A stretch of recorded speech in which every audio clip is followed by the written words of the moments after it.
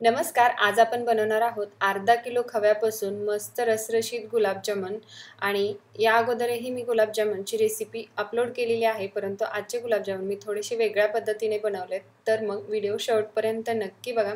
आता इथे मी अर्धा किलो खवा घेतलेला आहे.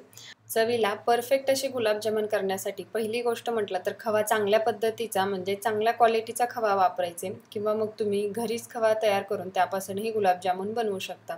आता इथे जर तुमचा खवा जास्त घट्टसर असेल तर सुरुवातीला चांगल्या हाताच्या जोराने आपल्याला खवा चांगला मऊसूत असा करून घ्यायचे.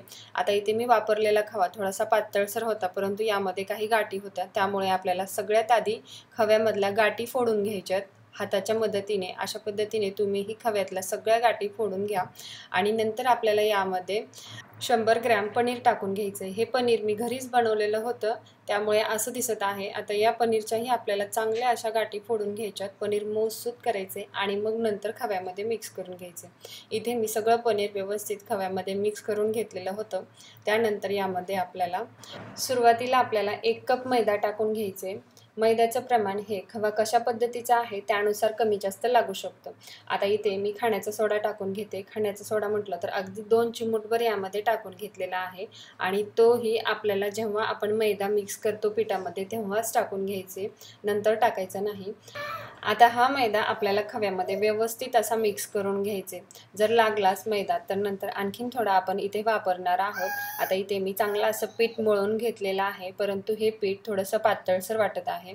तुम्ही बघू शकता आणखीन थोडा मैदा यामध्ये खपतो, त्यामुळे मी अर्धा कप मैदा यामध्ये आणखीन टाकून घेत आहे.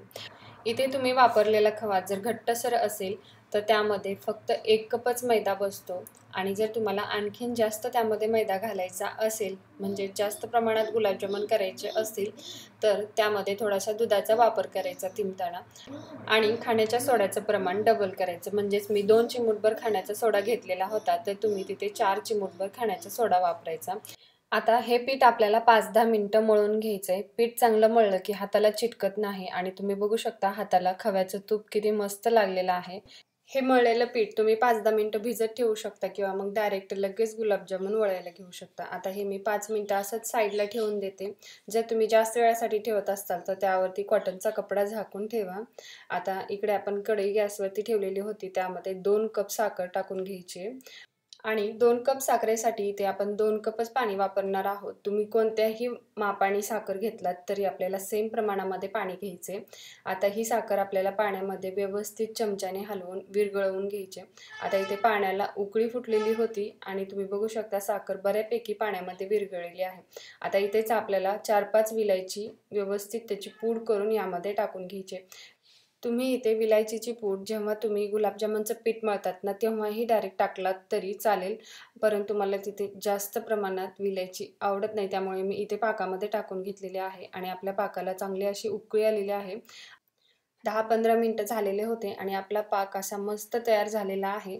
पाक कसा चेक करायचा? थोडासा चमच्यावरती घ्यायचा आणि बोटांमध्ये चोळून बघायचा. जर त्याची कन्सिस्टन्सी तुम्हाला तेलासारखी वाटत असेल, तर मग गुलाबजामुनचा पाक परफेक्ट असा तयार झालेला आहे समजायचा. इथे बनवलेला पाक मी दुसऱ्या भांड्यामध्ये ओतून त्यावरती झाकण झाकून ठेवलेलं आहे. आता आपण गुलाबजामुन वळायला घेऊया. इथे 15 मिनिटं झालेले होते आणि पीठही चांगलं मस्त भिजलेलं आहे. खरं तर मी 5 मिनिटंच म्हणलेले होते, परंतु करणं झालं नाही गुलाबजामुन, त्यामुळे मी 15 मिनिटानंतर पाक बनवून नंतर बनवत आहे. गुलाबजामुन बनवण्यासाठी मी इथे लिंबापेक्षा थोडासा छोटा गोळा घेतलेला आहे आणि तो आपल्याला तळहातावरती चांगला दाबून गोल करून घ्यायचे. सुरुवातीला चांगल्या हाताने प्रेस करून दाबायचे आणि नंतर हळूहळू आपल्याला हलक्या हाताने याला गोल करत जायचे. असं केल्यामुळे गुलाबजामुनला चिरा पडत नाहीत आणि तुम्ही बघू शकता किती मस्त असा गुलाबजामुन तयार झालेला आहे. तुम्ही इथे तुमच्या आवडीनुसार लहान, मोठे किंवा कुठल्या आकारामध्ये हवे आहेत त्यानुसार इथे गुलाबजामुन तुम्ही बनवून घेऊ शकता. अशाच पद्धतीने मी अर्धे निम्मे गुलाबजामुन बनवून घेतलेले आहेत. आपण आता तळायला घेऊया.